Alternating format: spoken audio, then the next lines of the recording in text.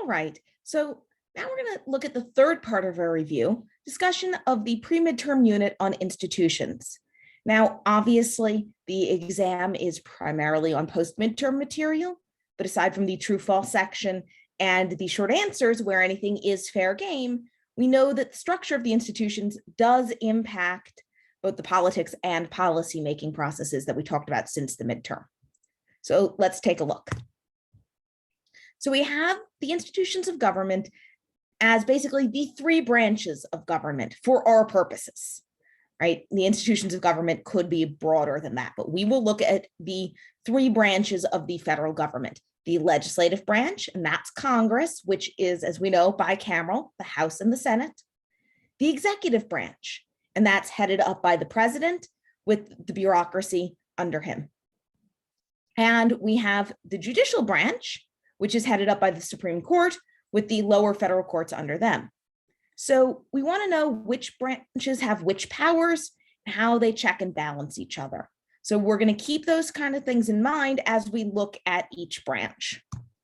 So the legislative branch, right? Their big power is the power to make laws. And these laws, of course, can be revenue laws, right? They can raise taxes. So that's a pretty big deal. And we know that that was a big flaw under the Articles of Confederation. They couldn't raise taxes. Another big flaw under the Articles of Confederation was that they needed a supermajority for any law and unanimity for amendments. Now we know that it's a simple majority for most types of laws and a supermajority for amendments, but amendments now also require states. So they're kind of a different process these days. We're not really going to look at how amendments are made. But lawmaking, right? We know that each chamber has to vote on the same text of the same bill, and they must each vote yes with a simple majority. So, right, that's 50% plus one vote. Now, the processes in each chamber differ somewhat. Remember, the House has stricter rules on floor debate, for example, how long debate can happen, and what types of amendments can be proposed. They also have that rules committee who can set the rules and make them stricter or looser, basically depending on whether they want the bill to pass or not, right? Because we know that rules can facilitate collective action, assuming they are done in a way to actually facilitate it, right? Now, in the House and the Senate, we know there's committees, right, to help facilitate that collective action. Committees act as gatekeepers. So they see all the bills within their jurisdiction, but then they only release the bills they want to release. Any other bill will die in committee, and most bills do die in committee.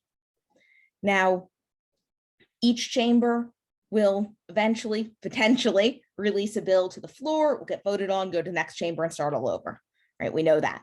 Now, in the Senate, there are fewer rules. So that allows for filibusters. Filibusters are when a senator basically holds the floor to try to stop debate on a bill and ultimately stop it from getting passed. Right? So this is a tool for the minority party to basically stop tyranny of the majority. Even though it is not written into the Constitution, it does seem to sort of have that flavor of avoiding tyranny of the majority that we know the Federalists were so passionate about. However, again, it is not in the Constitution, and it can be changed by simple vote in the Senate, which is why we keep hearing talk today about should we abolish the filibuster, because it's something that actually the Senate can do themselves. They can just abolish the filibuster as they see fit. The reason we talk about abolishing it is even though it does protect the minority from the conformity costs imposed on them by the majority, therefore protects us from tyranny of the majority, it does really slow things down. Right? Because now we don't just need a simple majority to pass the bill. We need a supermajority, 60 votes plus one. 60 votes, actually not plus one in this case, just 60 votes in order, or more, in order to stop the filibuster so that we can then have that vote where a simple majority can vote for the bill.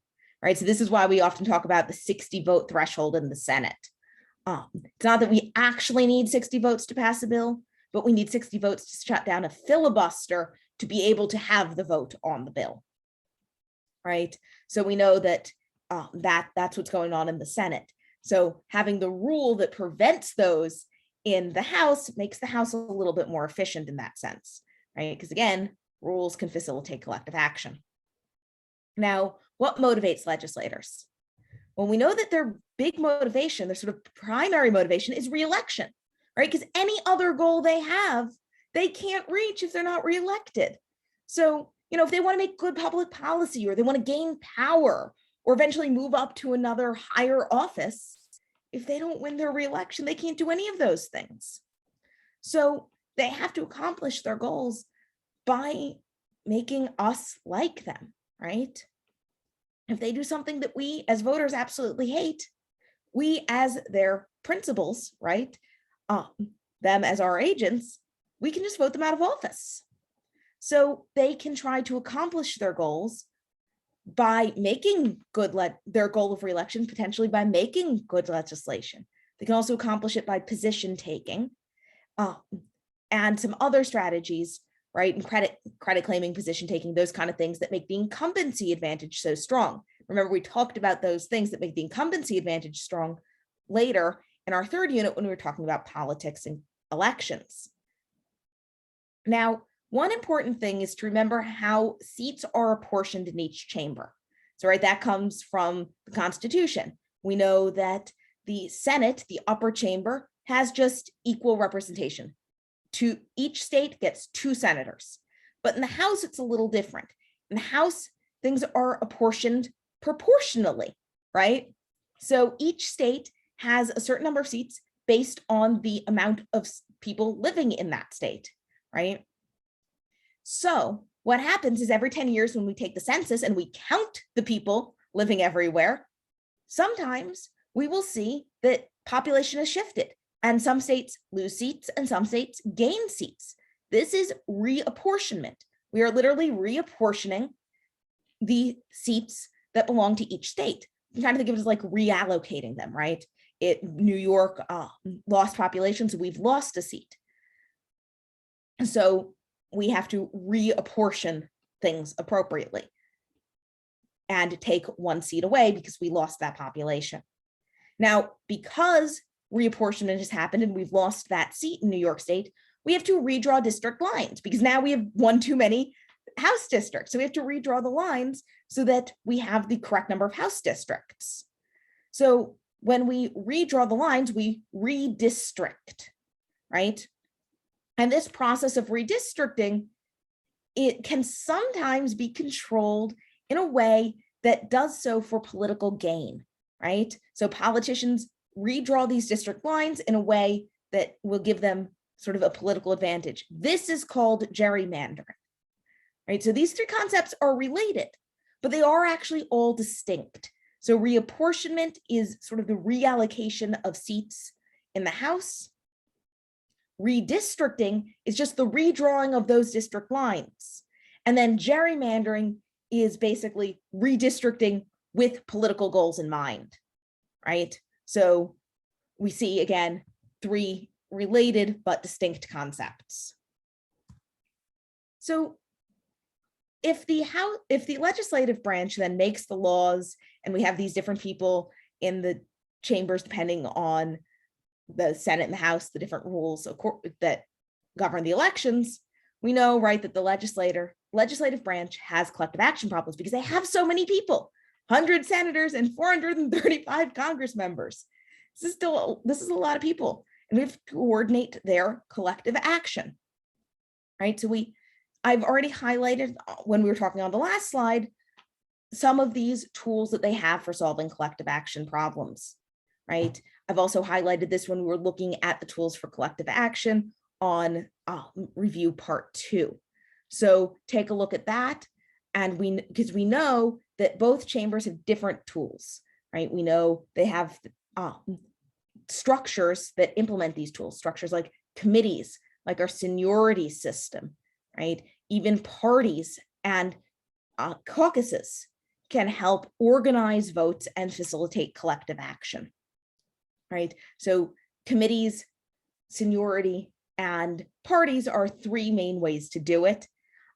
Committees are, of course, an obvious structure, right? Because they are they have this jurisdiction that we've talked about, right? They have gatekeeping powers, and they really help facilitate deal making. Seniority, we know, can help stop sort of infighting and backstabbing, and give you time to maybe specialize, because you know you'll rise up through the ranks if you do it right. It can also helps just sort of organize things, because you know you have to wait your turn potentially.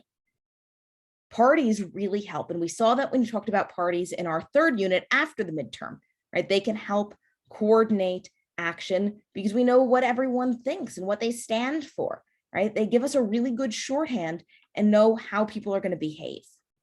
So these are just some of the ways that they implement different tools for collective action. Now, we have the executive branch, right? The president. And the president, we know, has a lot of different roles. He's the chief executive or chief clerk, right? He executes the laws. He's the chief diplomat. He's the guy who is sort of the face of the US for foreign affairs, for foreign policy, right? He's the commander-in-chief of the armed forces. So not only can he exercise soft power, often diplomatic power, he can also exercise hard power, military power, right? And he's kind of what we sometimes shorthand as chaplain-in-chief, right? Just because it sounds good with clerk-in-chief and commander-in-chief, right? So chaplain-in-chief, he leads us at times of crisis, right? He's sort of the guy we turn to mourn with us after national tragedies, to unite us in the face of them. Now, we only have one president, we know, for several reasons. I asked explicitly why we have a unitary executive on the midterm, so I probably wouldn't ask it exactly that way again, but it is important to know, right, that having a unitary executive helps us with accountability, gives us a figurehead, right, because he's more energetic, and facilitates collective action, right? The figurehead and energetic really go together. So we know that. Now, what powers does the president have? Well, obviously he has executive powers. He can execute the laws. And in doing so, he takes care that the laws are faithfully executed, right? But we know that the take care clause has been interpreted very broadly by the president, and that the court has accepted that relatively broad interpretation. So this allows him to do a lot with executive orders. Now, these powers, like the making executive orders, are based on his constitutional powers, but they're not necessarily explicitly mentioned in the Constitution, right? President also has powers that are even sort of further away from the Constitution, like the power to go public. He has this power because the Constitution created a unitary executive, so we look to him. But that means that he has this ability to go public, to get us on his side in a way that Congress, as such a large group of people, doesn't. Right? So this is one way he deals with Congress when Congress doesn't want to do what he wants to do. Right? He can also try to persuade them rather than going public and sort of calling them out. He can just persuade them, go behind the scenes and work with them and say, well, you don't want this? I could just pass an executive order and do it without you, but I thought we'd work together, right? So maybe if you really can just pass an executive order, maybe they're going to be more likely to go along with it. But if he couldn't pass an executive order, if the thing he wanted to do needed funding, and we know funding bills have to go through Congress, they can't just be done by executive order. And then maybe Congress is like, whatever, we don't actually believe you can do this, so they don't cooperate, right? So his ability to persuade kind of depends on whether he really has the power to back it up or not. And one of the problems here is that the president doesn't have as much power as we sort of think he has, right? We have such high expectations of the president because there's only the one of him, because there's no collective action issues when he's acting, because he's this figurehead. We just sort of assume that he can do whatever he promises us he'll do. But as we've seen this semester, that's not always the case, right? He tries to do what he promises us he'll do, but a lot of the times he does need Congress to cooperate, right? Especially if money is involved, because we know the president does not control the power of the purse. Congress does. So the president really needs Congress to get on board when money is involved. And so we have these really high expectations that the president is never going to be able to meet. So this has become a problem for the president, right? No matter what, he's kind of going to let us down. Like, even if everything he does is something we like, he's still not going to do everything we think he should be doing. So it's a really hard position for someone to be in, right? Nothing he does is ever really going to be enough to satisfy our expectations. He tries by persuading Congress to go along with his policies that he wants to, maybe by creating executive orders, right? By doing different things, and by trying to have the bureaucracy back him up, right? But we know the problem is every time the bureaucracy is expanded and been there to help him execute the laws, we've then said, oh, you have more bureaucrats now, so we can expect more of you, even though the more bureaucrats really just to try to help him meet our old expectations. So, and sort of always moving, our expectations are always ahead of what the president can do. Now, the bureaucracy, right, the main purpose of them is to help the president execute the laws, right? So I keep saying things like the president's the diplomat in chief. Well, that just basically means that he's our figurehead for foreign affairs, he's negotiating treaties, but obviously he can't just go and negotiate every single treaty that the US has to be a part of and write them up. I mean, there's all sorts of technical language and stuff. So he actually is the State Department to do a lot of that for him, right? That's part of the bureaucracy. And his Secretary of State is often the person he will delegate to negotiate a lot of his power to negotiate a lot of these treaties, right? So we know that those high up officials, right, the cabinet level officials, and then agency heads for those that are not in agencies that are not in the cabinet, are typically appointed by the president, right? They serve at the pleasure of the president, meaning they can be hired and fired at will. Now, those cabinet level secretaries, right, like the Secretary of State, do have to be approved by Congress. Specifically, the Senate has the power to advise and consent. So they can refuse to actually confirm a president's appointment. Now, these officials can be hired and fired basically at the president's discretion, right, at his own prerogative.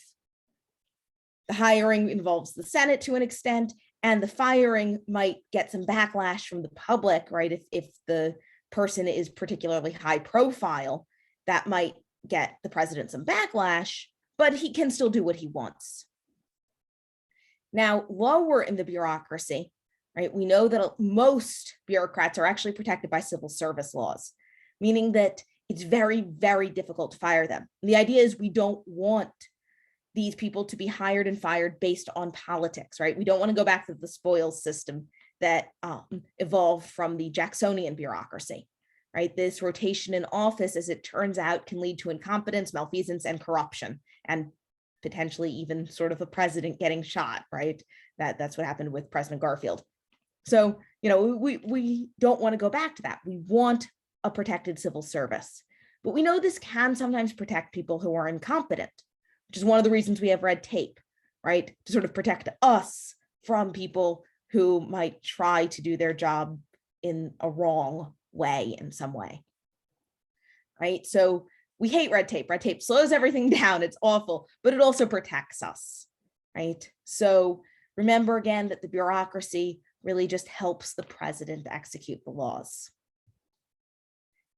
And they clearly play a large role in the policymaking process. Even though they are not writing the laws or passing the laws, they're the ones who are enforcing the laws. So as we get that policy feedback at the end of the policy process and the beginning of sort of the next cycle of it, that policy feedback, that policy evaluation is happening in the bureaucracy. They're the ones implementing it.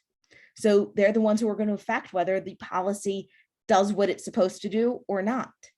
And they're the ones who are going to be able to tell us, hey, if we really want it to do the thing it's supposed to do, we've got to rewrite it to include this provision instead, right? Things like that. And so the bureaucracy, even though we didn't talk about them that much in terms of policymaking, is really essential to the policy process. So the judiciary, our third branch. The judicial branch is seemingly somewhat weak, right? They can't enforce their rulings. They have to wait for cases to come to them. And the Supreme Court can barely hear any cases in comparison to the number of cases that are heard by the federal court system as a whole, right? Because they have to hear all 9 justices, unless someone's recused themselves or currently a seat is vacant, have to hear every case. So to sort of coordinate that and get them to hear these cases, we know that that's going to be a slow process. Now, one of the ways that the court has sort of tried to overcome its weakness, its seeming subordinates to the other branches, right? Because again, they depend on the other branches to enforce the laws. So the court has developed this power of judicial review that helps them overcome a lot of their weaknesses, right? Remember in Marbury versus Madison, Chief Justice Marshall was worried that there was absolutely no way the court could force Madison to give Marbury his commission. So if Madison chose not to go along with the court's ruling, what was going to happen? Nothing, right? The court couldn't do it. And that would have looked really bad for the court, right? It would have clearly weakened it. And so early on in the court's existence, that would have been a big problem. So what Chief Justice Marshall chose to do was to develop this power of judicial review, to say, listen, the Constitution's clear. The job of the court is to interpret the law, right? Well, obviously that must mean our job is to interpret the Constitution as well, because that's where all the law stems from. So if, in the case of Marbury versus Madison, Congress does something that is against the Constitution, we must have the power to say that what they've done is unconstitutional, and therefore it can't be the law, right?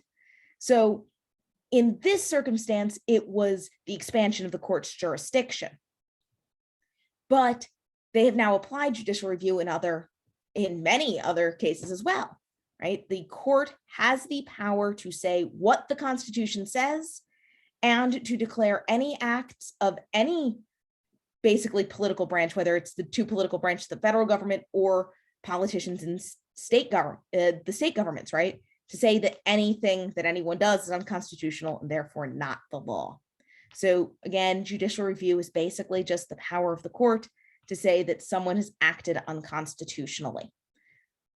So this gives them a lot of power, right? They can now hold Congress and the president accountable when Congress or the president act unconstitutionally. And we know this isn't the end all be all. We know that the president or Congress can sometimes ignore the decisions altogether, as happened with President Jackson and the Trail of Tears, or Congress and the one-chamber veto and INS v. Chadha. And we know that they can rewrite laws as they need and revise executive orders, whatnot. But still, it's a pretty major power. And oftentimes it can be the last word. So we know, again, the court's not hear a lot of cases, and they typically hear cases where there is a question of constitutional law at stake, or where there's maybe a conflict between the state and federal governments and they want to resolve it, or some sort of conflict that has not been dealt with in the past, right? So some sort of new big issue. And remember, they decide to hear cases based on the rule of 4. So it's actually a minority of justices who have to agree to hear the cases, but then any decision is decided by the majority, right? Now, judges have lifelong tenure, and that just means that once they're appointed, they're appointed by the president with the advice and consent of the Senate, they serve for as long as they want, up until death, retirement, or removal. But removal is very, very difficult. It's basically the same process as impeaching the president. It's really hard. Not quite the same, but similar. So it's a really hard process to impeach a judge. Now, this could be kind of bad, right? Seems very anti-democratic in a democracy to have these unelected officials. But it might also be good because we don't necessarily want the court having to worry about public opinion at all moments, right? Sometimes we want to make sure that they're just going to worry about the Constitution. So even if their ruling is unpopular, they'll still make it. Now, we know that if the ruling is too unpopular and they're worried that Congress or the president won't enforce it, they might not make it, or they might use language like they did in Brown versus Board of Education with all deliberate speed, right? They knew desegregation was going to be unpopular in places. They knew it was going to be hard to get the president to enforce it. So they made it clear that this could take a while, and that was okay, right? But if they'd had to worry about the public then voting them out of office, would they have issued that ruling at all? Maybe, but maybe not, right? So this is why they have lifelong tenure, to sort of insulate them from the public and make sure that when they make rulings, they are doing it based on the law as much as possible. So when we return, we'll be looking at review part 4, which is the beginnings of the material from after the midterm.